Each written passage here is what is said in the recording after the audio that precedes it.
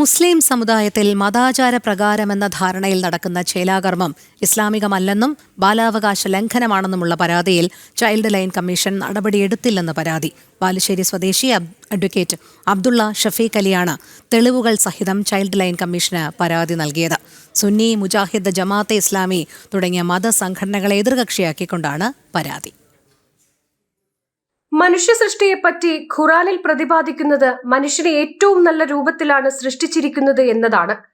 മനുഷ്യ സൃഷ്ടിയിൽ ഒരു കുഴപ്പവും കാണാൻ നിങ്ങൾക്ക് സാധ്യമല്ലെന്ന് ഖുറാനിൽ ആവർത്തിച്ചു പറയുന്നു. അതുകൊണ്ട് തന്നെ ചേലാകർമ്മം ദൈവനിഷേധവും ദൈവനിന്ദയുമാണെന്നും ബാലാവകാശങ്ങളുടെ ലംഘനമാണെന്നും കാണിച്ചാണ് advocate Abdulla Shafeeq Ali child line കമ്മീഷന് പരാതി നൽകിയത്.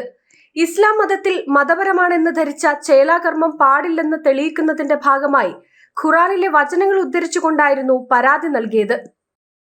ഖുർആനിൽ പറഞ്ഞിരിക്കുന്നത് ദൈവം ഏറ്റവും നല്ല രീതിയിലാണ് മനുഷ്യരെ സൃഷ്ടിച്ചതെന്നാണ്.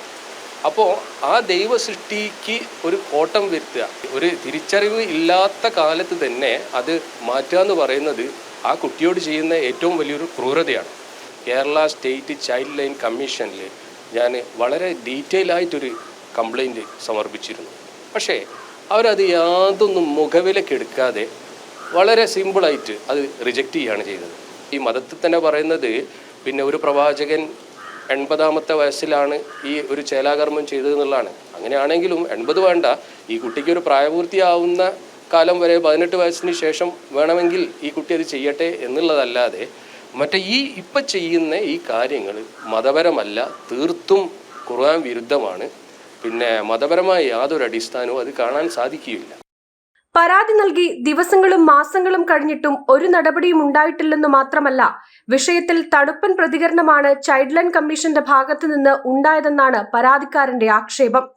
കുട്ടികൾക്ക് തിരിച്ചറിവെത്തുന്ന പ്രായത്തിൽ ചേലാകർമ്മം നടത്തണമെന്നും സതി നിർത്തലാക്കിയതിന് സമാനമായി ചേലാകർമ്മവും നിർത്തലാക്കണമെന്നാണ് അഡ്വക്കേറ്റ് അബ്ദുള്ള ഷഫീഖ് അലിയുടെ പരാതി. ജനം, കോഴിക്കോട്.